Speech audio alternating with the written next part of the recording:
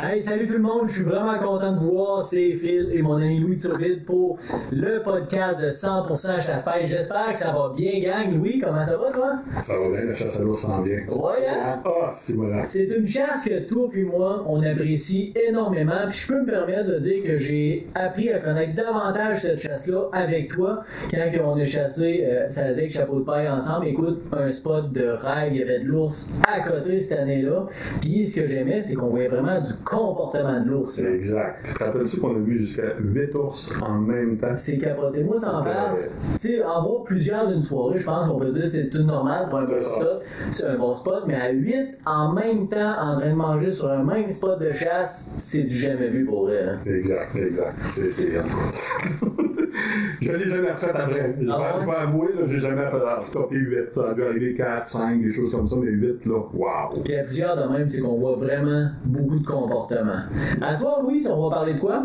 Ben, j'ai fait un article en avril 2023, 5 critères que moi je considère importants quand on rêve tous de récolter un ours trophée. C'est pas une obligation. Moi, je veux pas faire un podcast là, pour péter de la boue, on tire des ours trophées, mais je vais donner quelques conseils, justement, si vous voulez vraiment atteindre cet objectif-là. C'est un objectif que moi, je veux dire, la chasse à l'ours, c'est une passion pour moi. La chasse, peut-être une vingtaine de jours par année. Donc, c'est pas tout le monde qui a autant de temps que ça. Donc, je peux me permettre d'être sélectif, mais à cause de ça, j'ai appris énormément sur l'ours dans les 15 dernières années. C'est incroyable. Comportement, puis comment vraiment avoir un appât qui est excellent, qui est sa coche. C'est ça. Mais avant de commencer, on aime ça de t'amener une petite vidéo pour titiller. Ça, c'est un ours trophée que j'ai récolté. Vous allez voir la vidéo. Le fait qu'on a gardé 30 secondes, je pense, environ. Mais c'est vraiment, ça démontre quand même les sacrifices qu'il faut que tu fasses pour récolter un ours trophée, parce que vous allez voir, il y a 2 ours déjà au site à pâté, puis ils ne répondaient pas à mes critères, j'attendais le gros, et vous allez le voir arriver, c'est assez spectaculaire. Checkez bien ça, gang.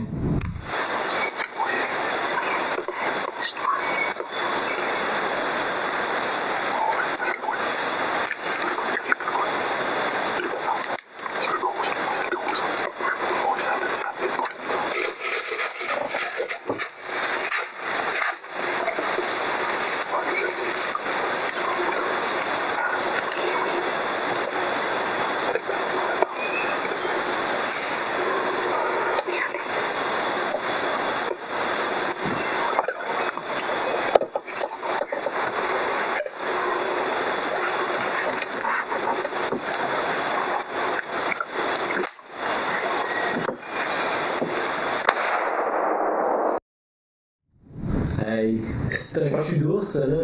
Une shot parfaite, vraiment, là, mais c'est pas compliqué, j'étais à 70 pieds de l'ours. Okay. Mais cet ours-là faisait 345 livres. Hey. Et un ours de printemps, c'est gros en tabarnouche. Il est vieux. J'ai envoyé les dents au ministère. Les analyses des dents des ours, ça se fait en Ontario. J'ai fait ça il y a environ un mois. Je vais avoir la réponse de l'âge de l'ours. Moi, je pense que c'est un ours de plus de 20 ans. Ça vit longtemps, un ours. Oui. C'est quand même, 20 ans, c'est quand même des cas d'exception, là, mais ça peut vivre très longtemps, c'est ça, exactement. Mais cet ours-là fait bout d'une croquette aussi. Okay. Tu sais, là, avec un score de 20 pouces et 5,8. Mais pour vous dire, c'est un ours extraordinaire, mais je fais bout d'une croquette pour 3 ans seulement. Je fais pas bout d'une croquette à vie. À vie, ça prend 21 pouces. Et je fais 20 et 5,8. Et ça veut dire que ça prend des méchants bœufs. Puis, il faut aussi comprendre que c'est pas automatique parce qu'il y en a qui ont fait des ours de 400 livres. Moi, je fais 3,45. Puis, ils font même pas 20 pouces. Tu sais, la grosseur de la tête, c'est variable, là. Fait que c'est vraiment, oui, il va y avoir une question de génétique, mais dans notre cas, ça va vraiment être l'âge de l'ours qui fait que naturellement, il grossit, il prend de la masse, il est large. Dans un prochain podcast, je vais vous amener le crâne. J'ai fait faire un montage extraordinaire. Vous allez voir vraiment, voir l'ampleur du bétail. On parlera de cet ours-là en long et en large. Exactement. Fait que moi, c'est ça, je voulais un peu faire les 5 critères pour remémorer les 5 critères qu'il y a dans mon article, comme je vous ai dit, avril 2023. Avril 2023, OK. Exactement. Le critère numéro 1, c'est le choix du site. Puis moi, contrairement à la littérature qu'on entend très souvent, qu'on chasse l'ours dans le fond d'une coulée, sur le bord d'un ruisseau, je ne dis pas que c'est pas bon, mais moi, j'ai fait des tests au cours des années. Il y en a de l'ours dans mon secteur, dans le Mauricie, et il y a des secteurs qui rentraient absolument rien. Okay. La place où j'ai eu le plus puis je suis un gars analytique, tu sais, là, la place où il y a eu le plus d'ours qui sont venus, c'est sur le dessus d'une montagne. Sur les tops de montagne. Les tops de montagne, avec une forêt mixte, avec beaucoup de peupliers, trembles, feuillus, c'est ça, exactement. C'est le jour et la nuit. De mémoire, le tremble, si je me souviens bien, ça fait partie de l'alimentation du printemps. Exactement, c'est avec des feuilles de tremble, des bourgeons de tremble qui vont se naturellement, ces tops de montagne, si on pense à ça, probablement qu'il y a beaucoup plus de courants d'air, on est nécessairement capable de sentir la nourriture de plus loin. Exactement. Fait que moi, j'ai été sur la montagne la plus haute de tout mon secteur. Okay. Puis les résultats étaient incroyables. Je chassais l'année d'avant, pour te donner une idée, au pied de cette montagne-là. J'avais 2-3 ours qui venaient. Ouais, je pense que j'y avais été avec toi, tu m'avais montré. Exactement. Et en haut, j'en avais au-dessus de 20. C'est pas loin, là. C'est pas loin, c'est 1,5 km monté. Juste le fait que probablement c'est un passage naturel, puis les commandants n'ont pas le choix d'avoir un lien avec ça. Mais quand on parle de choix du site, là, c'est pas rien que le choix, oui, c'est correct, top de montagne, c'est correct, mais il faut que l'endroit soit tranquille. Tu vas pas faire un site si tu as un chemin à 200 pieds, passant, puis tu vas faire ton site là, tu vas en avoir des ours, mais tu vas les avoir à 99% rien de nuit. Fin de journée. C'est ça, 20 dernières minutes, puis encore, tu sais, là. Okay. Mais quand tu es complètement dans un endroit reculé comme ça, l'ours, s'il se sent en sécurité, il n'y en a pas de problème. À quelle distance, mettons, d'un chemin passant? Parce que on va dire souvent, là, ça arrive, moi je chasse les terres publiques, justement, il y en a un chemin pas loin, c'est le fun qu'on en parle. T'sais, moi, je peux dire que j'étais à au moins 400 mètres d'un chemin. Moi, je vise un minimum 1 km, mais il y a du monde. Je veux dire, si toi, tu n'as pas ça dans ton secteur, ben prends-les le plus loin possible que tu peux, mais passer 1 km, moi, j'entends dans mon site, là, j'entends les véhicules passer. Okay. Mais ça ne dérange pas du tout. Moi, les autres sont là, sont devant moi, ils sont là, ils mangent tout. Mais quand tu es à 100 pieds, 200 pieds, 300 pieds d'un chemin, là, c'est trop limite. Les ours n'aimeront pas ça. C'est ça. Mais dans le choix du site, il y a un autre élément. Okay. Moi, là, vous avez vu un peu là, où cet ours-là a été récolté. J'ai une ouverture d'environ 75 pieds par 75 pieds maximum. Il faut qu'un ours, en dedans de 2-3 ans en janvier, soit capable de se mettre à couvert. Ça, c'est excessivement important. C'est pareil comme n'importe quel animal. Même si c'est un prédateur, là, il n'aime pas ça sortir. Là. Il y en a qui vont se lâcher dans le désert, mais les chances qu'ils se lâchent sont vraiment beaucoup plus minimes comparativement à le chasser directement dans le bois, ou sinon justement d'un petit terre qui est ouvert, mais très très fermé. Une petite ouverture en plein milieu du bois va être beaucoup plus productif que justement sur le bord d'un grand bûcher, maintenant. Exactement. Okay. Moi, je l'ai vu vraiment la différence. C'est ça. Deuxième conseil, puis on va vous montrer une vidéo tantôt à ce niveau-là, c'est il faut que vous ayez le plus de repères possible pour évaluer votre ours. Qu'est-ce que vous voulez dire? Un ours, là, il y en a beaucoup qui vont dire, exemple, disons que tu as ton baril debout, un baril debout, ça mesure 36 pouces. Mesurerais parce que des fois, dépendamment de la grosseur de ton baril, ça peut être différent. Okay. Mais un ours qui va à côté, ton baril de 36 pouces, c'est un trophée. On commence pas à analyser 50 fois, là. Tu tires, puis après ça, tu peseras, puis tu vas voir que j'ai raison, là. On a tué un justement là, qui faisait à peu près ça 35 pouces il y a 2 ans, faisait 285 livres. Ça commence à être des autres quand même. Ça commence à être des autres papiers. Mais moi, ce que je fais, c'est que je mets des caméras en mode vidéo en dehors de mes sites à portée. Okay. Je mets la caméra et je fais une marque sur un arbre à 36 pouces. Dans les sentiers. Dans les sentiers. Fait que là, l'ours passe tout à la même place. Il passe direct en avant de la caméra. Il passe devant l'arbre. Je suis capable d'évaluer, voir, OK, ça c'est un gros. T'as l'autre étape après, et c'est pas là, tu vas le tirer 100 pieds plus loin. Là. Fait il faut que tu arrives, que tu sois capable de dire, OK, cet ours-là, il y a une cicatrice dans la face, il est facile à reconnaître. Il y a un oreille déchiré. Ils ont tout un petit trait que tu es capable de reconnaître. Comme mon gros, c'était très facile, il avait la face brune. Tu sais, là, j'avais jamais vu un jour avec cette coloration-là. Fait quand tu es rentré, je savais que c'était le trophée, puis bang, tu sais, là. Fait que c'est des petits trucs comme ça. Quand tu es capable, avec ton baril, tu es capable de le gager comme ça, ou dans ton sentier, la même affaire comme ça. encore là, il faut que tu fasses attention. Tu sais, là, soit j'en ai pressé pour tirer un ours, tu vas le voir d'un angle, l'exemple de derrière, là, ton ours va paraître immense. Ouais. Laisse-le virer un petit peu. Tu sais, là. Des fois, c'est niaiseux, mais juste le fait, tu sais, on est, avec nos caméras de surveillance, on est habitué de les voir à la même hauteur que la bête. Ouais. Mais quand t'es dans un cage, dans les airs, là, c'est dur d'évaluer la hauteur. Fait que justement, le fait de prendre son temps, de toute façon, un autre, quand il rentre dans la peau, quand il commence à manger, il tombe en mode confiance. Puis c'est rare qu'il part puis il revient pas. Là.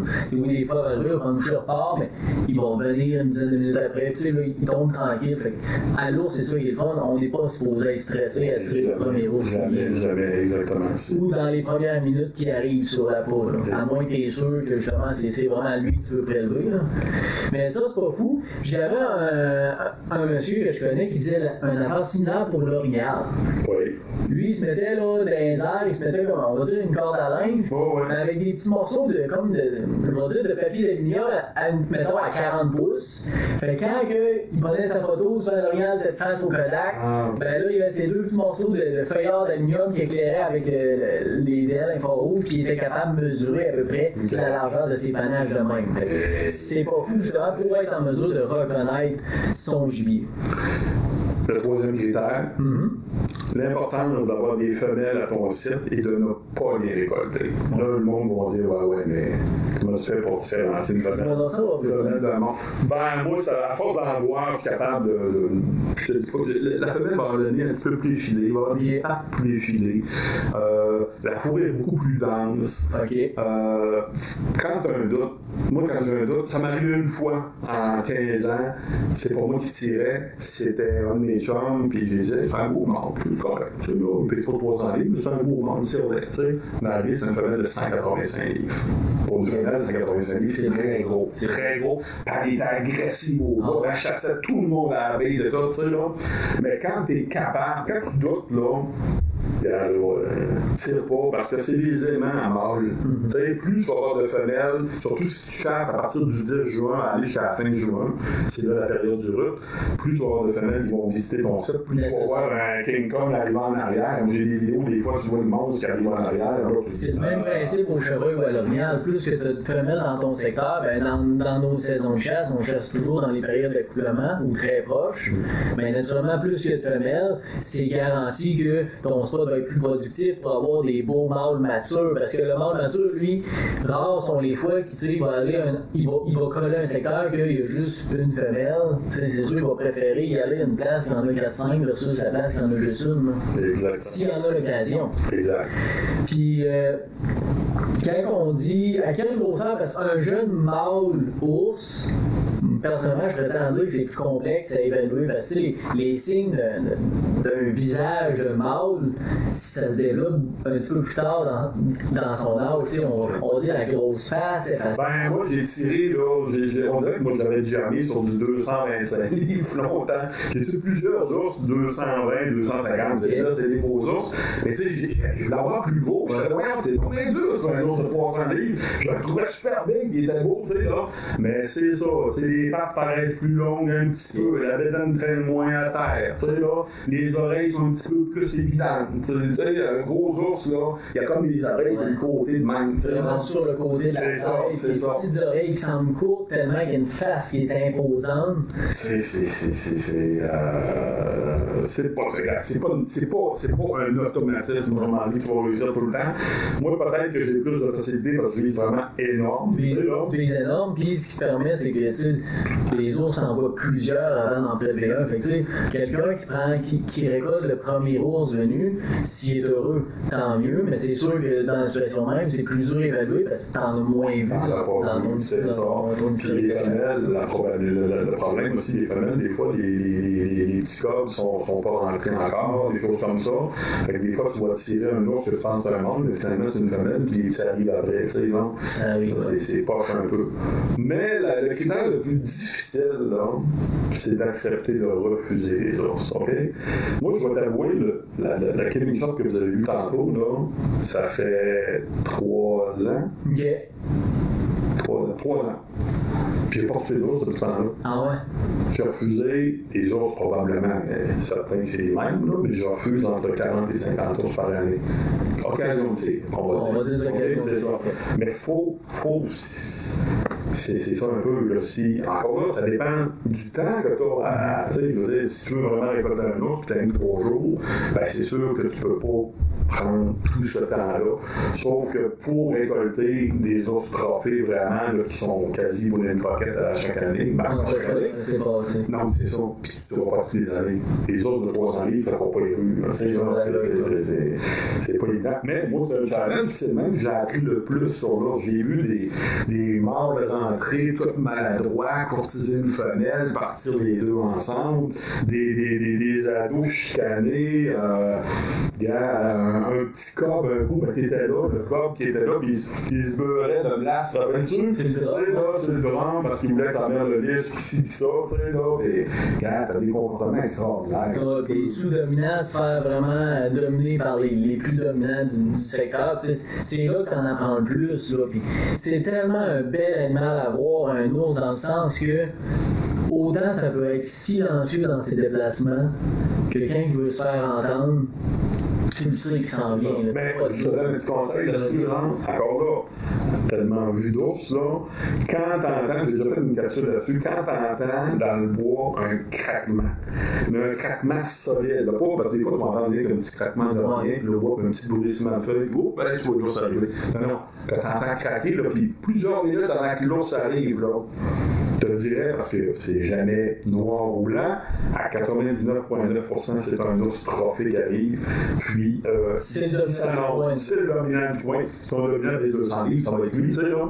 Mais moi, à toutes les fois que j'ai entendu ça, c'était des méchants monstres. L'ours 345 livres, il a fait ça, on entendait craquer dans le bois, je savais que c'était lui qui arrivait. Puis là, 2 ans, on va te conter l'anecdote. J'étais avec un de mes amis, puis c'est son 60e anniversaire. J'ai dit, c'est toi qui vas récolter le premier ours, puis fais ce que tu veux. Tu sais, moi j'ai tout préparé, puis je te dis, il y a des beaux ours qui vont venir, puis correct. Il me dit, est-ce que je peux photographier mon ours avant de tirer? Puis je fais ce que tu veux, moi. Aucun problème. Fait que moi, j'ai 2 bras croisés. Lui, il est avec son Kodak. On entend craquer, mais j'ai pas allumé. Je le savais, pourtant, j'entendais craquer. Ça s'en vient. J'ai un baril, je vous ai dit tantôt, en haut, 36 pas, c'est un ours trophée. J'ai un baril installé avec une chaîne, comme on dit, le baril soulevé. Le dessus du baril fait 48 pouces. OK. L'ours est arrivé, il a passé en arrière du baril et il frôle, le dos frôle de 48 pouces. J'avais jamais vu un ours du bois même. Il n'a pas rentré manger, lui. Lui, tout ce qu'il a fait, il a rentré, il a passé en arrière, il venait voir s'il y avait des odeurs de femelle en chaleur. Il a continué son chemin tranquillement. Il était parti ses odeurs, il a pris ses odeurs, il est parti. Puis là, on a réalisé ce qu'on venait de voir. Tu sais, on capotait, mais.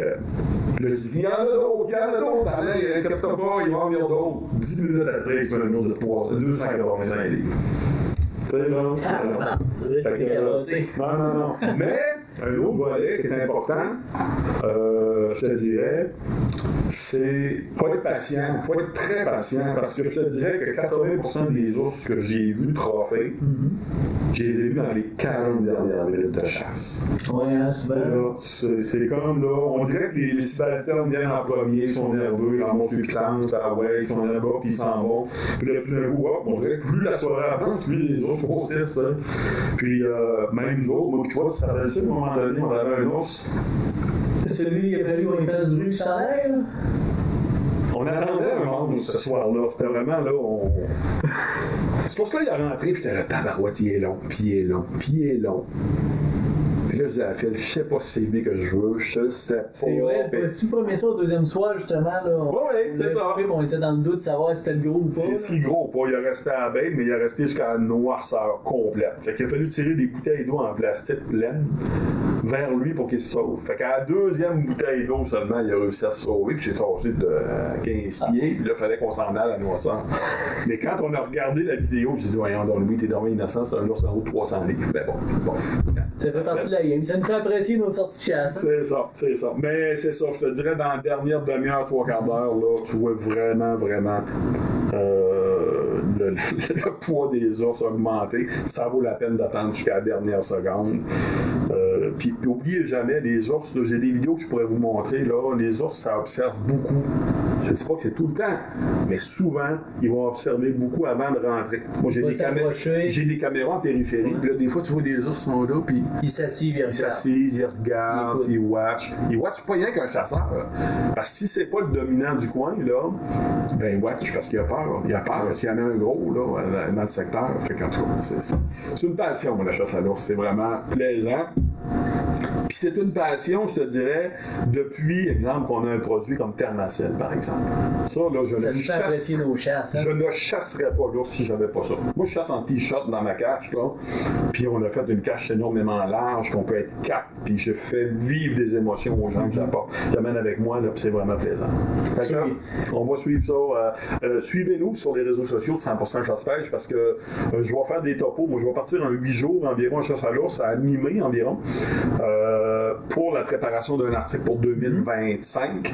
Et je vais faire des topos tous les jours un peu, qu'est-ce qui s'est passé, qu'est-ce qu'on a vu et tout ça. Puis si on est capable technologiquement, on va même essayer de faire un live direct là-bas. Hey, avec l'antenne Starlink et tout, là, je vais faire mes tests, j'espère que ça va marcher, mais ça serait vraiment cool, ça j'aimerais ça. Finalement, Louis, tu m'avais parlé, il y avait quelques produits que justement, un que tu vas essayer cette année. Ouais. Puis je pense que c'est un incontournable que tu utilises maintenant puis qui a fait ses preuves.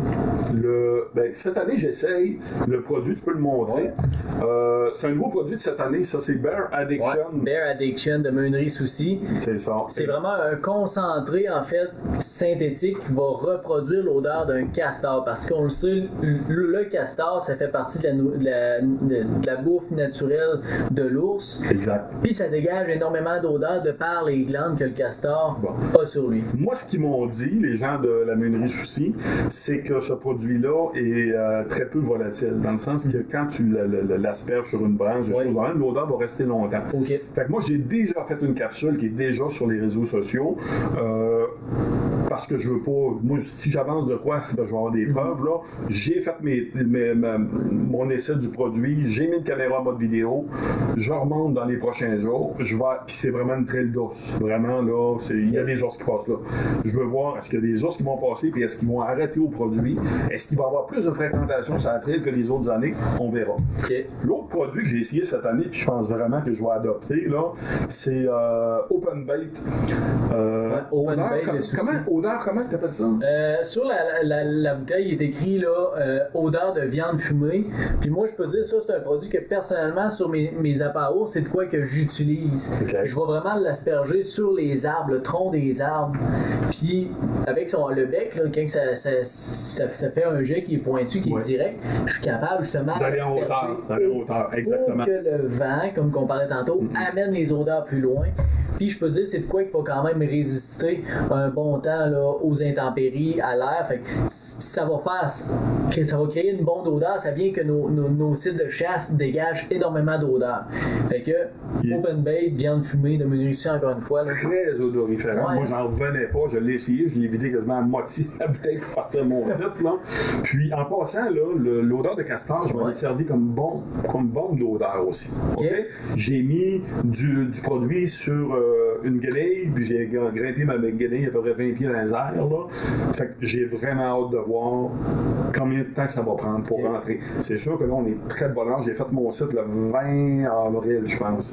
Bon, combien que ça va prendre de temps avec qu'ils viennent, je ne sais pas, mais j'ai hâte de voir ce que ça va donner. En tout cas, Open Bait, moi, c'est de quoi que j'utilise, j'ai entièrement confiance. Les résultats sont là. Le Bear Addiction, tu me diras au courant de tes résultats. Tout à fait. Moi, d'ailleurs, je vais commencer à nourrir d'ici à peu près 2-3 semaines, donc ça va aller au début mai. J'ai une première semaine de mai, normalement. Okay. Puis, c'est sûr, ça va être de quoi que je vais essayer, qu'on va faire des lignes d'odeur quand même assez longues, parce que ici, chez nous, il y a moins de population d'ours, fait qu'on travaille vraiment là, sur de longues distances pour pouvoir les approcher. En terminant, pour donner toutes les chances à Bear Addiction, j'ai mis une guenille, encore là, en arrière de mon VTT. OK. Puis j'ai roulé 1,5 km, autrement dit, ultra tranquillement pour qu'il y ait un petit peu d'odeur C'est de quoi dans qu'on le fait? chemin.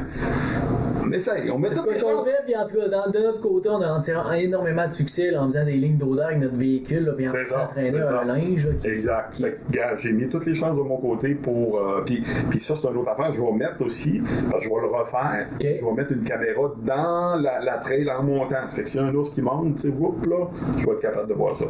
Hey, On aime ça, on s'amuse, Ouais, on s'amuse, ouais. c'est ça. J'ai hâte, chasse à l'ours, c'est assez le fun. Puis on se perd jamais, puis c'est tellement une bonne viande, la viande d'ours pour vrai. Là, ça vaut réellement la peine. Si vous n'y avez jamais goûté, trouvez un chasseur d'ours, puis demandez-y une portion de viande d'ours, là, c'est merveilleux. Écoutez, on peut faire plein d'affaires, autant des charcuteries avec la saucisse ou sinon des bons ragoûts. C'est merveilleux. Goûtez-y, vous allez comprendre.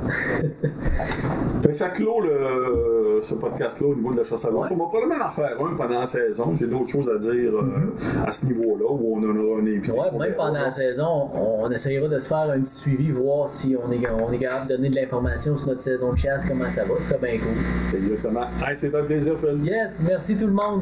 En passant, je vous invite à aller vous abonner à la revue 100% Chasse-Pêche qui, je le rappelle, est 100% gratuite. Donc, pourquoi ne pas s'abonner? Vous allez avoir plein de bons contenus très intéressants et diversifiés. Donc, c'est Phil Paradis et Louis Turville pour le podcast 100% Chasse-Pêche. Je vous dis à la prochaine.